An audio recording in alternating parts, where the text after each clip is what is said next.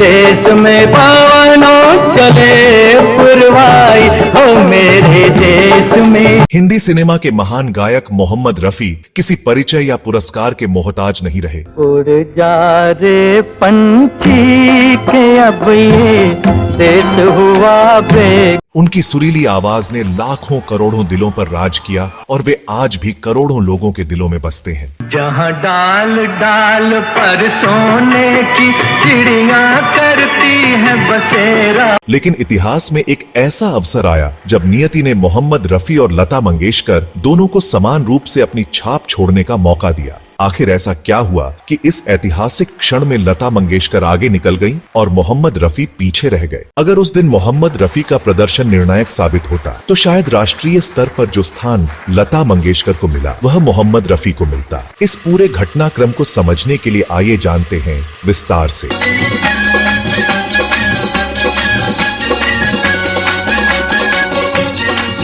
यह घटना 1963 की है। उस वर्ष दिल्ली में गणतंत्र दिवस के अवसर पर एक भव्य कार्यक्रम आयोजित किया गया था, जिसमें मुंबई के मशहूर कलाकारों को भी आमंत्रित किया गया था। इस समारोह में प्रधानमंत्री जवाहरलाल नेहरू, इंदिरा गांधी और देश के कई प्रमुख नेता उपस्थित थे। इस कार्यक्रम के लिए रामचंद्र नरहर चितलकर को आमंत्रित किया गया था। उन्होंने कवि प्रदीप द्वारा लिखे गए देशभक्ति गीत ए मेरे वतन के लोगों को प्रस्तुत करने की योजना बनाई। कवि प्रदीप ने इस गीत के लिए लता मंगेशकर से संपर्क किया और तय हुआ कि वे इसे गाएंगी। जब वह दिन आया तो दिल्ली के राष्ट्रीय मंच पर लता मंगेशकर ने ए मेरे वतन के लोगों प्रस्तुत किया। मेरे वतन के लोगों जरा आँख में भर लो। उनकी आवाज ने वहां मौजूद हजारों लोगों के दिलों में देशभक्ति की लहर पैदा कर दी। शहीद हुए हैं उनकी जरा याद करो। इस गीत ने इतना गहरा प्रभाव डाला कि स्वयं प्रधानमंत्री नेहरू की आंखें भर आईं। मेरे वतन के लोगों जरा आँख में भर लो। प्रधानमंत्री ने भावुक होकर लता मंगेशकर से कहा, तुमने तो मुझे रुला दिया। इसके बाद सरकारी तंत्र ने इस गाने को बड़े स्तर पर प्रमोट किया।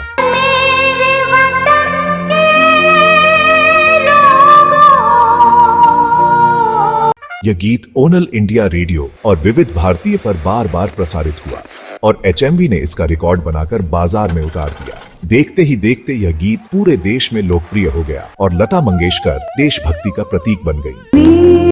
वतन के लोगों जरा आँख में भर लो। इसी कार्यक्रम में लता मंगेशकर के गीत से पहले मोहम्मद रफी ने भी एक गीत प्रस्तुत किया था। उन्होंने संगीतकार नौशाद के साथ मिलकर फिल्म लीडर का गीत अपनी आजादी को हम हरगिज मिटा सकते नहीं गाया। अपनी आजादी को हम हरगिज मिटा सकते नहीं, अपनी आजादी। यह गाना उस समय तक रिलीज नहीं हुआ था, लेकिन इसकी रिहर्सल पूरी हो चुकी थी। मोहम्मद रफी और नौशाद ने इसे जोश और उत्साह के साथ गाया, लेकिन दुर्भाग्यवश यह गीत वहां उपस्थित दर्शकों पर उतना प्रभाव नहीं छोड़ पाया। वो पत्थर है जिसे दुश्मन हिला सकते नहीं, अपनी आजादी। प्रधानमंत्री नेहरू ने भी इस गीत पर कोई विशेष प्रतिक्रिया नहीं दी। इस तरह राष्ट्रीय मंच पर मोहम्मद रफी का गीत उतनी गूंज नहीं पैदा कर सका जितनी कि लता मंगेशकर के गीत ने की।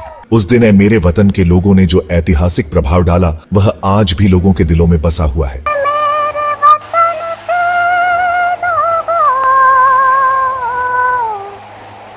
वहीं मोहम्मद रफी का गीत उस तरह की छाप छोड़ने में विफल रहा। यह वही क्षण था जब लता मंगेशकर इतिहास में अपनी अमिट पहचान बना गई और मोहम्मद रफी इस अवसर को भुनाने से चूक गए। दोस्तों, कभी कभी सही समय पर सही अवसर का लाभ उठाना ही सफलता की कुंजी होता है। इतिहास में कई बार एक ही क्षण पूरे परिदृश्य को बदल देता है। लता मंगेशकर के उस गीत ने उस दिन जो कमाल किया वह आज भी याद किया जाता है। हालांकि यह कहना गलत होगा कि मोहम्मद रफी का प्रभाव लता मंगेशकर की तुलना में कम था। आज भी वे लाखों करोड़ों दिलों में बसे हुए हैं और उनके चाहने वाले उन्हें किसी भी मायने में कम नहीं आंकते। उनकी अमर आवाज और अनगिनत गाने संगीत प्रेमियों के दिलों में हमेशा जीवित रहेंगे।